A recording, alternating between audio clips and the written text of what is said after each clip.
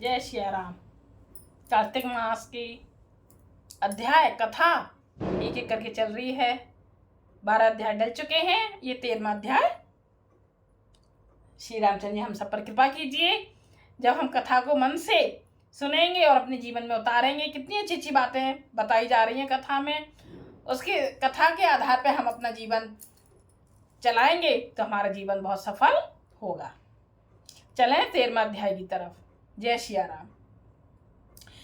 ऋषि बोले, हे सूत जी, हे महाभाग, हे सूत, हे बोलने वालों में श्रेष्ठ पुरुषोत्तम के सेवन से राजा धनवा शोभन राज्य पुत्र आदि तथा पतिव्रता स्त्री को किस तरह प्राप्त किया और योगियों को भी दुर्लभ भगवान के लोक को किस तरह प्राप्त हुआ, हे तात आपकी मुख का कमल से बार बार कथा सार सुनने वाले हम लोगों को अमृत पान करने वालों के समान कथा अमृत पान से तृप्ति नहीं होती है। इस कारण इस पुरातन इतिहास को विस्तार पूर्वक कहिए।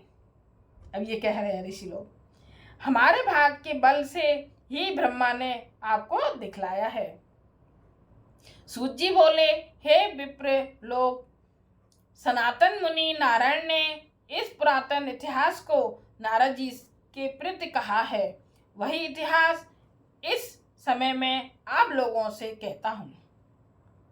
मैंने जैसा गुरु के मुख से राजा धनवा का पाप नाशक चरित पढ़ा है, उसको सब मुनि श्रवण करें। श्री नारायण बोले, हे ब्राह्मण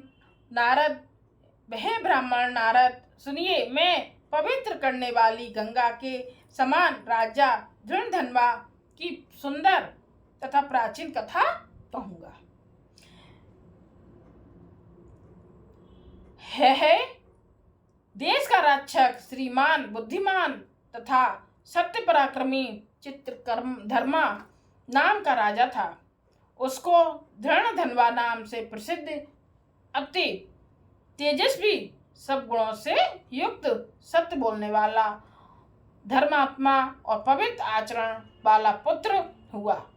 कान तक लंबे नेत्र वाला, चौड़ी छाती वाला, बड़ी भुजा वाला, महातेजस्वी व राजा धनवा प्रसिद्ध गुण समूहों के साथ साथ बढ़ता गया। वह चतुर राजा धनवा प्रसन्नता के साथ गुरु के मुख से एक बार कहने मात्र से पूर्व में पढ़े हुए के समान व्याकरण आदि 6 अंगों के साथ 4 वेदों का अध्ययन कर, गुरु को दक्षिणा देकर और विधि पूर्वक उनकी पूजा कर, बुद्धिमान राजा गुरु की आज्ञा से पिता चित्रधर्मा के पुर को गया। अपने नगर में वास करने वाले प्रजा वर्ग के नेत्रों को आनंदित करता हुआ जिस पुत्र को देखकर राजा चित्रधर्मा भी अत्यंत हर्ष को प्राप्त हुआ, पुत्र जवान हो, संपूर्ण धर्म को जानने वाला हो और प्रजा पालन में समर्थ हो, इससे बढ़कर सार शून्य इस संसार में और क्या है, अर्थात कुछ नहीं है। अब मैं 2 भुजाओं वाले मुरली वंशी को धारण करने वाले, प्रसन्न मुख वाले, शांत तथा भक्तों को अभय देने वाले श्री कृष्णचंद्र की आराधना करता हूँ। जिस तरह ध्रुव, अम्बरीश, श्रद्धाते, ययाति, प्रमुख राजा और शिव, रत्नदेव, शशिबुंदु, भगीरथ, भीष्म, विदुर, दुष्यंत और भरत, पृथु, उत्तानपाद, प्रहलाद, विभीषण, ये सब राजा तथा और अन्य राजा लोग भी अनेकों लोगों को त्याग कर इस अनित्य शरीर से पुरुषोत्तम भगवान का आराधना कर नित्य सदा रहने वाले विष्णु पद को चले गए। उसी तरह स्त्री, मकान, पुत्र आदि में स्नेह में बंधन को तोड़कर वन में जाकर हरि का सेवन करना हमारा भी कर्तव्य है।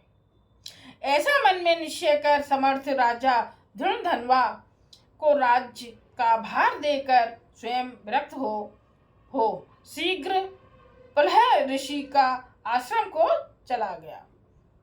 वहां जाकर संपूर्ण कामनाओं से निष्प्रह हो और भोजन त्याग कर हर समय मन से श्री कृष्णचंद्र का स्मरण करता हुआ तप करने लगा। कुछ समय तक तप करके वह राजा चित्रवर्मा हरि भगवान के परम धाम को चला गया। राजा धृणधन्वा ने भी अपने पिता की वैष्णवी गति को सुना। उस समय पिता के परम धाम गमन से हर्ष और वियोग होने से शोक युक्त राजा धृणधन्वा पितृभक्ति से विद्वानों के वचन में स्थित होकर पारलौकिक क्रिया को करने लगा। नीति शास्त्र में विशारद चतुर राजा धृणधन्वा अत्यंत शोभित पवित्र पुष्करवार्तक नगर में राज करने लगा। अच्छे स्वभाव वाली विदर्भ राज की कन्या उसकी स्त्री गुणसुंदरी नाम की थी। पृथ्वी पर रूप में उसके समान दूसरी स्त्री नहीं थी। उस गुणसुंदरी ने सुंदर चतुर शुभ आचरण वाले 4 पुत्रों को उत्पन्न किया और संपूर्ण लक्षणों से युक्त चारुमती नामक कन्या को उत्पन्न किया। चित्रवाक, चित्रवाहा, मणिमान और चित्रकुंडल नाम वाले वे सब बड़े मानी शूर अपने अपने नाम से पृथक विख्यात होने लगे। राजा धृणधन्वा सर्वगुणी प्रसिद्ध शांत दांत दृढ़ प्रतिज्ञा रूपवान गुणवान वीर श्रीमान स्वभाव से सुंदर 4 वेद और व्याकरण आदि 6 अंगों को जानने वाला बागंबी बाक चतुर धनुर्विद्या में निपुण अरिष्ट वर्ग काम क्रोध लोभ मोह मद और मात्सर्य को जीतने वाला और शत्रु समुदाय का नाश करने वाला, क्षमा में पृथ्वी के समान और गंभीरता में समुद्र के समान और समता सम व्यवहार में पितामह ब्रह्मा के समान, प्रसन्नता में शंकर के समान, एक पत्नी व्रत एक ही स्त्री से विवाह करने का व्रत को करने वाले दूसरे रामचंद्र के समान, अत्यंत उग्र पराक्रमशाली दूसरे कार्तवीर श्रेष्ठ अर्जुन के समान था। कितना अच्छा सबके बारे में बताया है। नारायण बोले, एक समय रात्रि में शयन किए हुए उस राजा धृणधन्वा को चिंता हुई कि अहो यह वैभव संपत्ति किस महान पुण्य के कारण हमें प्राप्त हुआ है। ना तो मैंने तप किया, ना तो दान दिया, ना तो कहीं पर कुछ हवन ही किया। मैं इस भाग्योदय का कारण किससे पूछूं। इस प्रकार चिंता करते ही राजा धृणधन्वा की रात्रि बीत गई। प्रातःकाल ब्रह्म मुहूर्त में उठकर विधि पूर्वक स्नान कर उदय को प्राप्त सूर्य नारायण का उपस्थान कर भगवान की कला की पूजा कर अर्थात देव मंदिरों में जाकर देवता का पूजन कर अर्थात पूजन कर ब्राह्मणों को दान देकर और नमस्कार करके घोड़े पर सवार हो गया। उसके बाद शिकार खेलने की इच्छा से शीघ्र वन को गया। वहां पर बहुत से मृग बरहा यानी सुअर, सिंह और गबेयों मतलब चमरी गाय का शिकार किया। उसी समय राजा धृणधन्वा के बाण से घायल होकर कोई मृग बाण सहित शीघ्र एक वन से दूसरे वन को चला गया। रुधिर गिरे हुए मार्ग से राजा भी मृग के पीछे गया, परंतु मृग कहीं झाड़ी में छिप गया और राजा उस वन में उसे खोजता ही रह गया। प्यास मतलब से व्याकुल उस राजा ने समुद्र के समान एक तालाब को देखा। वहीं जल्दी से जाकर पानी पीकर तीर किनारे पर चला आया। वहां घनी छाया वाले एक विशाल वट वृक्ष को देखा। उस वृक्ष की जटा में घोड़े को बांधकर राजा वहीं बैठ गया। उसी समय वहां पर कोई एक परम सुंदर सुग्गा राजा को मोहित करने वाला तुलना रहित मनुष्य वाणी को बोलता हुआ आया। केवल राजा को बैठे देख उसको संबोधित करता हुआ एक ही श्लोक को बार बार पढ़ने लगा कि इस पृथ्वी पर विद्यमान अतुल सुख को देखकर तू तत्व मतलब आत्मा का चिंतन नहीं करता है तो इस संसार के पार को कैसे जाएगा। बार बार इस श्लोक को राजा धृणधन्वा के सामने पढ़ने लगा। राजा उसके वचन को सुनकर प्रसन्न हुआ और उस पर मोहित हो गया कि इस सुख पक्षी ने दुख से जानने योग्य सार भरे हुए नारियल फल के समान अगम्य एक ही श्लोक को बार बार पढ़ते हुए क्या कहा। क्या यह कृष्ण देवपायन वेद व्यास के श्रेष्ठ पुत्र शुकदेव जी तो नहीं है जो कि श्री कृष्णचंद्र के सेवक मुझको मूढ़ और संसार सागर में डूबा हुआ देखकर राजा परीक्षित के समान कृपा कर उद्धार करने की इच्छा से मेरे पास आए हैं।